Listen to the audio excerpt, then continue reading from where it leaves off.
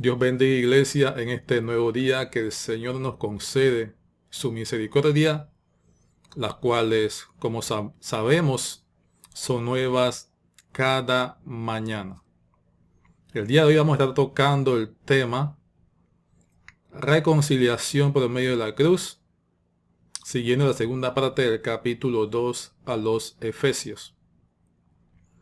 Pero primeramente vamos a estar orando a Dios para poner este tiempo en sus manos y que sea su Espíritu Santo el que nos edifique. Amén.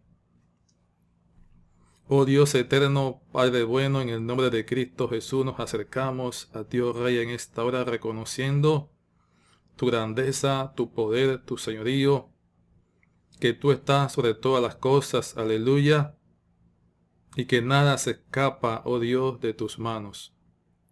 Nada pasa desapercibido delante de ti, y todo lo que sucede es porque hay propósito tuyo para con la humanidad, para con tu pueblo, tu iglesia, los redimidos.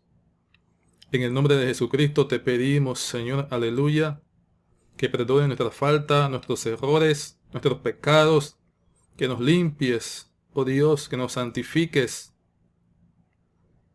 que tu Espíritu Santo, aleluya, haga en nosotros la obra por la cual envías tu palabra, Dios, que seamos edificados, seamos sanados, seamos restaurados, seamos corregidos, seamos enseñados, y que asimismo cada uno de nosotros ponga en práctica la palabra de Dios.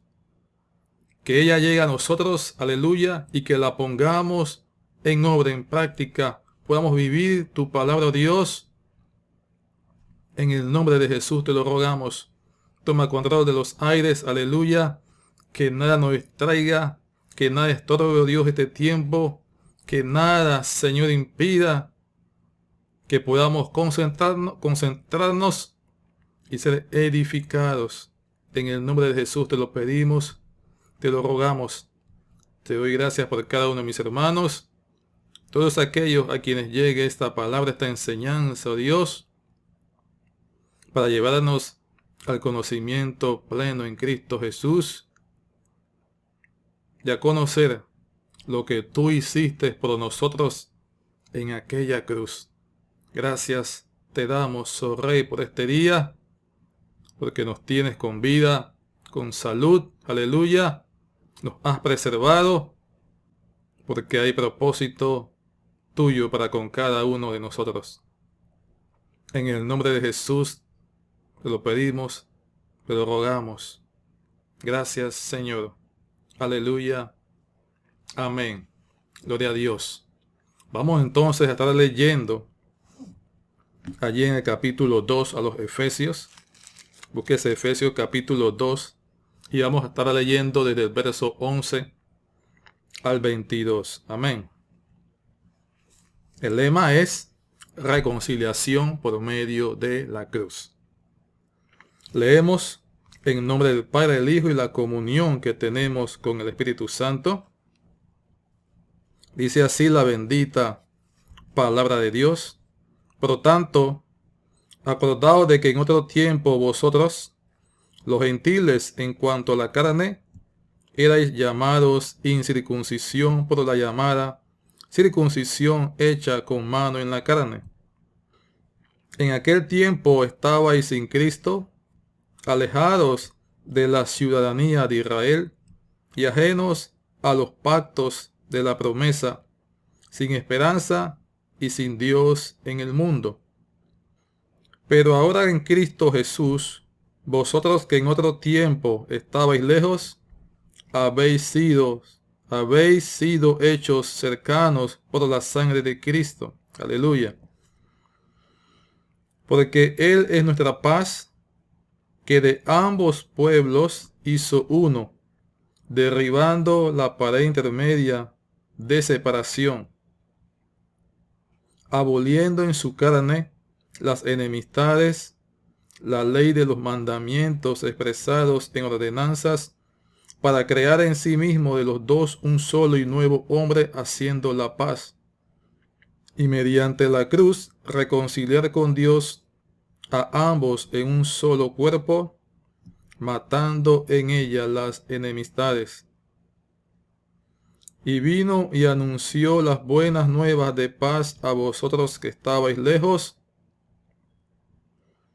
y a los que estaban cerca, porque por medio de él los unos y los otros tenemos entrada por un mismo espíritu al Padre.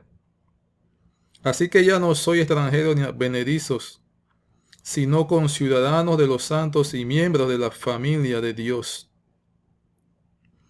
edificados sobre el fundamento de los apóstoles y profetas, siendo la principal piedra del ángulo Jesucristo mismo, en quien todo el edificio bien coordinado va creciendo para ser un templo santo en el Señor, en quien vosotros también sois juntamente edificados para morada de Dios en el Espíritu. Aleluya.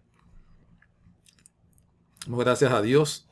Entonces, en la clase anterior pudimos ver cómo el apóstol exponía la verdad del fundamento de la salvación y la doctrina del Evangelio de Jesucristo. Evangelio que no tiene nada que ver con una religión, sino de la fe en Jesucristo y la obediencia a la palabra de Dios. Ahora Pablo les hace énfasis en la importancia de esa salvación, de lo que significa haber sido redimidos por la sangre de Cristo. Los efesios, al igual que nosotros, al igual que muchos de nosotros, no eran de raza hebrea o judía, sino pagana, de gente idólatra. A los paganos en aquel tiempo, los judíos le llamaban gentiles o gente incircuncisa de manera despectiva. Sabemos que el pacto de Dios con Abraham fue mediante la circuncisión en la carne a sus descendientes, el pueblo escogido de Dios, para dar a conocer su nombre a las demás naciones. Esa escogencia como pueblo de Dios, es decir, Israel, les permitió gozar de los privilegios que Dios les otorgó como pueblo suyo. Por ello Pablo dice, vosotros los gentiles, llamados incircuncisión, por los llamados de la circuncisión. Sin embargo, lo que importa ahora en Cristo no es la circuncisión del prepucio en el cuerpo, sino de la circuncisión que se hace en el corazón por arrepentimiento de pecados y el perdón de Cristo para salvación. Pablo les hace saber que los efesios, al igual que nosotros, no gozábamos de los mismos privilegios de Israel por ser el pueblo de Dios. Al no pertenecer al pueblo de Dios y no ser ciudadanos de Israel, éramos unos extranjeros, esclavos y sin ninguna esperanza de alcanzar la promesa del Mesías, es decir, de Cristo. Sin embargo, Cristo nos acercó a Él mediante el derramamiento de su sangre, aleluya, en aquella cruz. Ellos y nosotros estábamos lejos, nos acercó al trono de la gracia de Dios para recibir oportuno socorro. Eso lo hizo Cristo. Y hacernos partícipes de su promesa, adoptarnos como sus hijos y darnos la ciudadanía del reino. No una ciudadanía terrenal, sino la ciudadanía del reino. Porque la iglesia de Cristo es el Israel espiritual de Dios. Es la descendencia espiritual de Abraham. Y como hijos espirituales de Abraham, somos ahora ciudadanos del reino y tenemos derecho a gozar de los privilegios de ser ciudadanos del reino de Dios.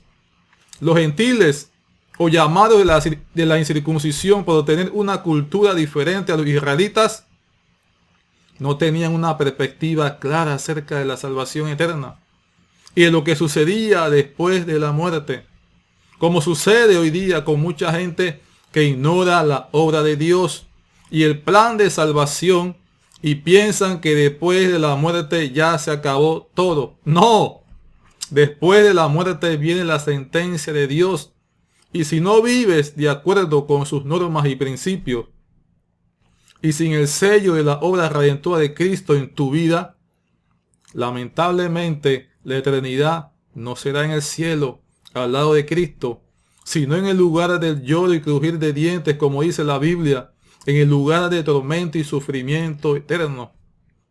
Bendito sea el Señor me libre, me limpie cada día con su sangre y me guarde de todo mal, hacia cada uno de nosotros que hemos creído en su nombre.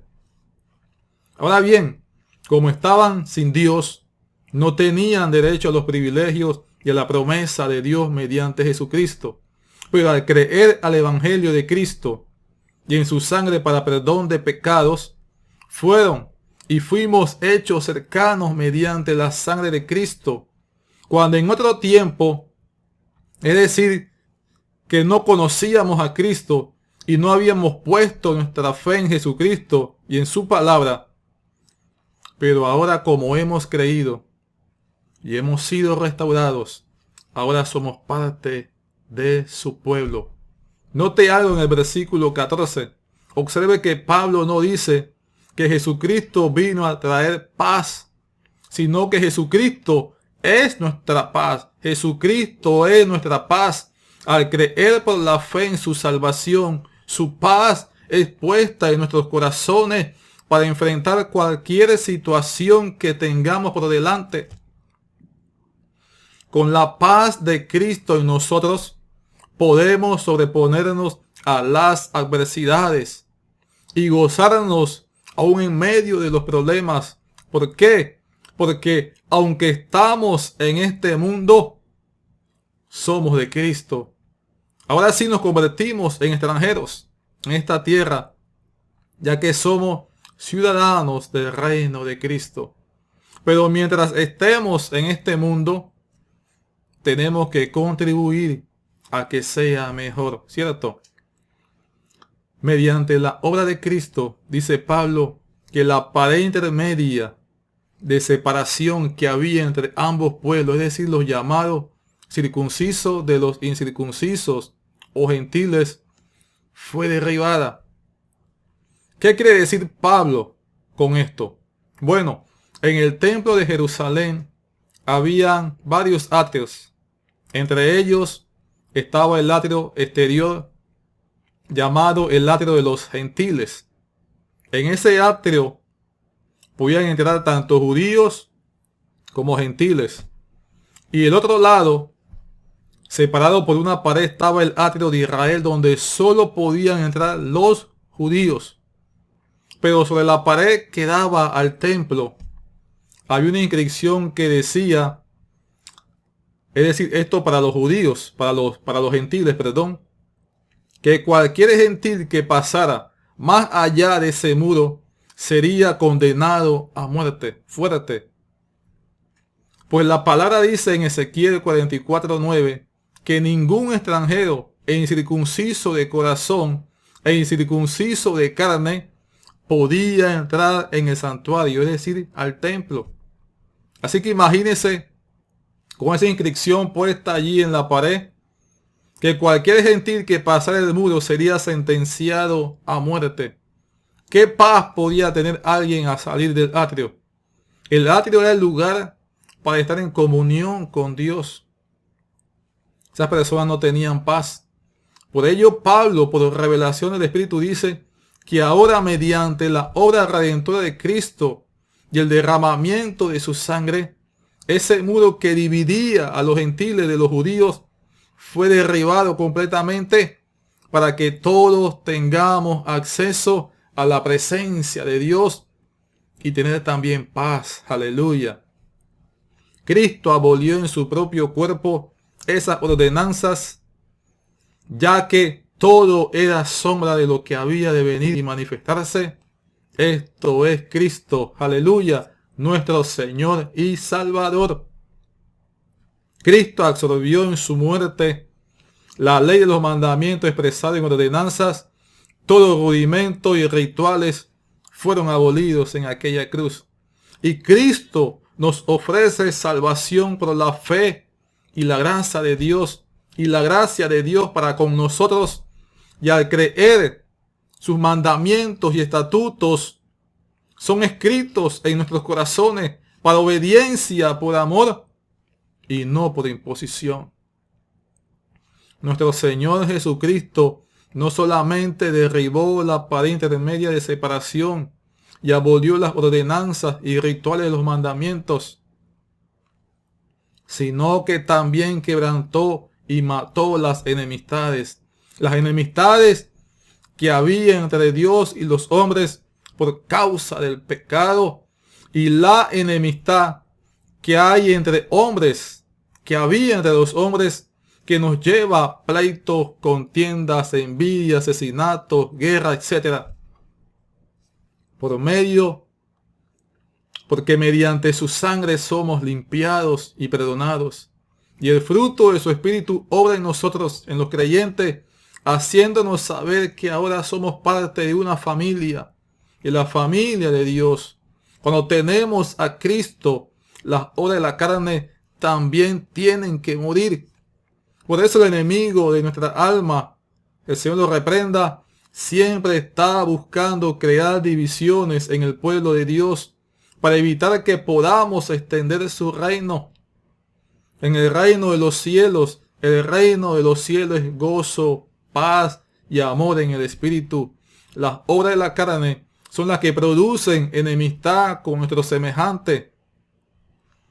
Sin embargo, Cristo en su muerte abolió todo esto en su cuerpo al ser clavado en aquella cruz.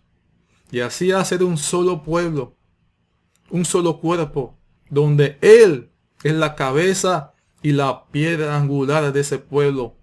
Por lo tanto, nuevamente nos enfatiza que no somos extranjeros ni advenedizos, es decir, gente que solo está de paso, sino conciudadanos y miembros de la familia de Dios por la fe en Jesucristo.